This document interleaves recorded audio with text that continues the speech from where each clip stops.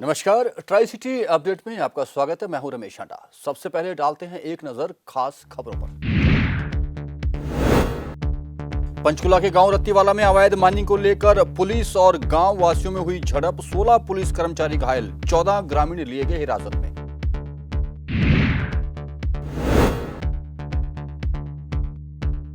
स्कूलों में कक्षाएं खाली, नहीं पहुंच रहे छात्र, कोरोना का खौफ बरकरार।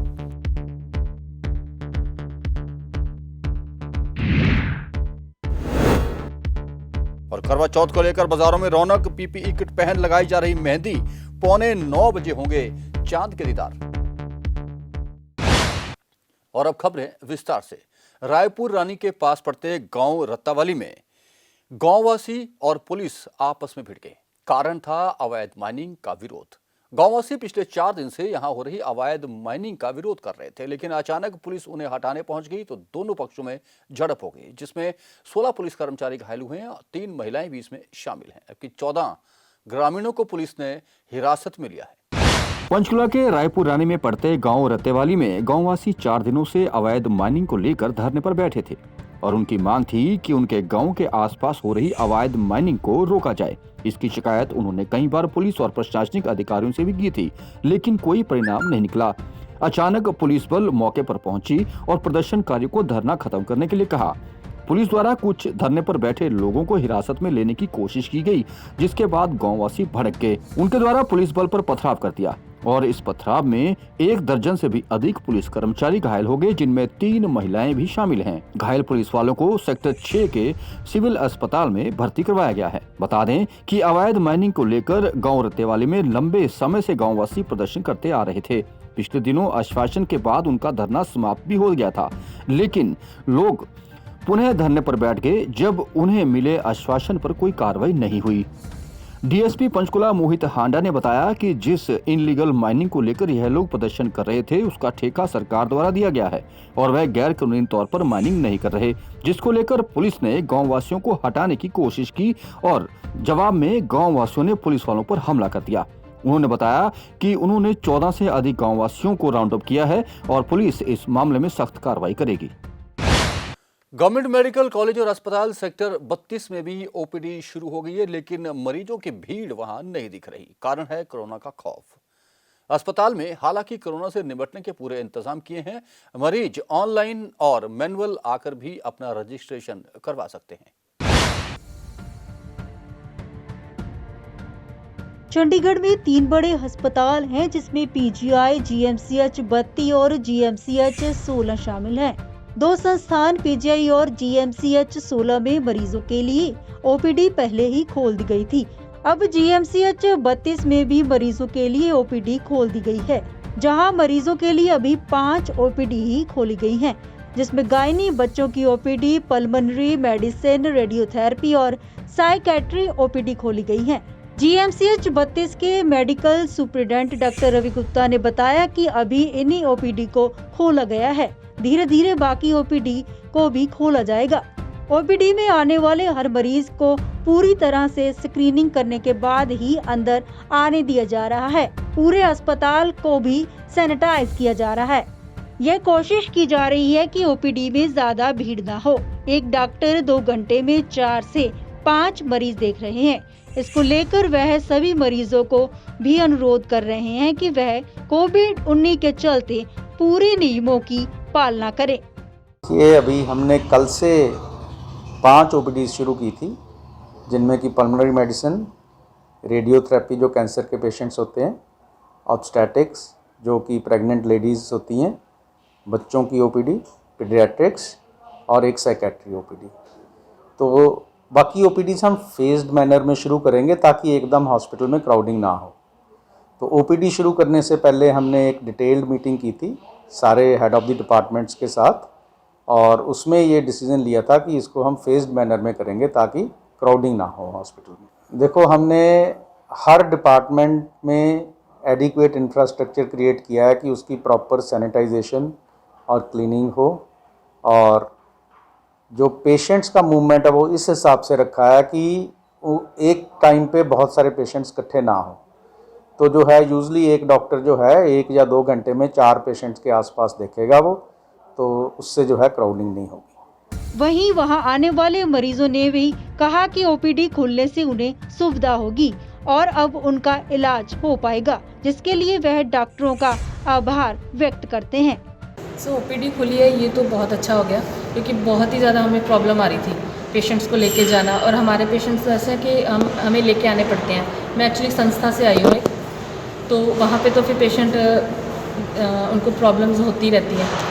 ओपीडी खुलने से ये फ़ायदा हो जाएगा कि हम अपने रेगुलर पेशेंट यहाँ पे लेके आ सकते हैं। और साफ़ सफाई तो यहाँ पे बहुत अच्छी है, डिस्टेंस भी मेंटेन कर रहे हैं, और एक पेशेंट जा रहा है तो उसके बाद वो सैनिटाइज़ भी कर रहे हैं, उस सीट को भी कर रहे हैं, और पेशेंट्स को भी अलग से बिठाया हुआ है। सीट्स पे भी रखा हुआ है कि एक छोड़ के दूसरे के लिए बीच में गैप डालना है। काफ़ी अच्छा है, अब यहाँ पे अभी मेंटेन कर रहे हैं। आपको बता दें कि लॉकडाउन के बाद से अब जीएमसीएच 32 की ओपीडी को आम लोगों के लिए खोल दिया गया है। पंजाब केसरी टीवी चंडीगढ़ के लिए भगवत सिंह की रिपोर्ट। चंडीगढ़ शिक्षा विभाग ने हालांकि 9वीं से लेकर 12वीं तक की कक्षाएं स्कूलों में लगाने का फैसला लिया है, लेकिन छात्र स्कूलों तक नहीं पहुंच रहे। छात्रों को यह विकल्प दिया गया है कि अगर वो चाहें तो घर पर रहकर भी ऑनलाइन कक्षाएं लगा सकते हैं। बहरहाल कोरोना के खौफ का कारण ना तो पेरेंट्स स्टूडेंट्स को भेजना चाहते हैं और ना ही स्टूडेंट खुद स्कूल जाना चाहते हैं। शिक्षा मंत्रालय की ओर से आदेश आने के बाद शहर में 9वीं और 12वीं कक्षा के स्कूल खुलने शुरू हो गए थे, लेकिन अभी तक स्कूलों में विद्यार्थियों की गिनती कम ही नजर आ रही है। हालांकि शिक्षा विभाग की ओर से कोविड-19 के मद्देनजर पूरी सतर्कता रखने की सलाह दी गई थी, लेकिन इसके बावजूद भी बच्चों के माँ बाप कोरोना वायरस के डर से इतने घबराए हुए हैं कि वे अपने बच्चों को स्कूल में भेजने के लिए तैयार ही नहीं हैं। स्कूल में विद्यार्थियों के कम आने की वजह से जहां एक और कोरोना का डर है, तो वहीं दूसरी ओर शिक्षा विभाग की ओर से आदेश भी माने जा रहे हैं। आदेश के मुताबिक माँ बाप की ओर से ये कहा गया था कि बच्चों को स्कूल भेजने की जिम्मेदारी माँ बाप की होगी, लेकिन ऐसे में माँ बाप अपने बच्चों को स्कूल भेजने की बजाय ऑनलाइन चल रही क्लासेस में ही पढ़ाई करने का फैसला ले रहे हैं, जिसका असर शहर के सरकारी स्कूलों में देखने को मिल रहा है। हम बच्चों को बार बार मैसेज किए जा रहे हैं और पेरेंट्स से एक नम्र निवेदन करते हैं कि आप अपने बच्चों को स्कूल भेजिए, ताकि यहाँ पर आकर बच्चे ज़्यादा से ज़्यादा अपनी पढ़ाई का फ़ायदा उठा सकें। और हमारे स्कूल में एक बहुत ही बेहतरीन तरीके से सारी गाइडलाइंस को फॉलो किया जा रहा है, जिसमें हमने सैनिटाइजेशन मशीन इंस्टॉल कराई है, डिस्टेंस मेंटेनिंग हो रहा है, और क्लास में भी प्रॉपर टीचर्स यहाँ पर बच्चों को पढ़ा रहे हैं। प्लस हम ये भी इस बात का भी ध्यान रख रहे हैं कि बच्चे प्रॉपर तरीके से यहाँ से स्कूल से जाएं और प्रॉपर तरीके में डिस्टेंस मेंटेन करते हुए वापस आएं। बात करें शिक्षा विभाग के आंकड़ों की, तो आंकड़ों के मुताबिक पूरे शहर में 9वीं और 12वीं तक सोमवार को सिर्फ 2831 विद्यार्थी ही स्कूल में पहुंचे। शिक्षा विभाग की ओर से स्कूलों में 2 शिफ्टों में विद्यार्थियों को बुलाया जा रहा था, जहां सुबह 9 बजे से लेकर 11:30 बजे तक पहला सत्र, जिसमें 10वीं और 12वीं कक्षा के विद्यार्थी शामिल होंगे। दूसरा सत्र दोपहर 12 बजे से लेकर दोपहर के 2:30 बजे तक चलेगा, जिसमें 9वीं और 11वीं कक्षा के विद्यार्थी क्लास में शामिल होंगे। My name is Dheeraj. I read in Government Model Senior Secondary School 19C Chandigarh, and in our school our principals and teachers are caring very much, and the distance and the COVID measures are taking very seriously. विशाल नाम है, मैं 10th class में पढ़ता हूँ, मेरा section D है, और school में सारी एहतियात बरती जा रही है बच्चों के लिए, ताकि वो सेफ रहें। बता दें कि स्कूलों में जब विद्यार्थी दाखिल होते हैं तो उनमें तकरीबन 6 फीट की दूरी बनाई जा रही है। सभी को थर्मल स्क्रीनिंग के बाद क्लास में दाखिल किया जाता है और एक क्लासरूम में सिर्फ 20 विद्यार्थी ही बैठाए जाते हैं। सभी विद्यार्थियों को एक बेंच छोड़कर बैठाया जाता है। पंजाब केसरी टीवी चंडीगढ़ के लिए भगवत सिंह की रिपोर्ट। करवा चौथ को लेकर महिलाओं में खासा रोमांच देखने को मिल रहा है। बाजारों में भीड़ उमड़ पड़ी है, जगह जगह मेहंदियां लग रही हैं, महिलाएं सरगी चूड़ियां खरीद रही हैं और मेहंदी भी लगवा रही हैं। इस बार खास बात यह है कि मेहंदी लगाने वाली महिलाओं ने पीपीई किट पहन रखी है, ताकि कोरोना के खौफ के कारण महिलाएं उनसे दूर ना रहें।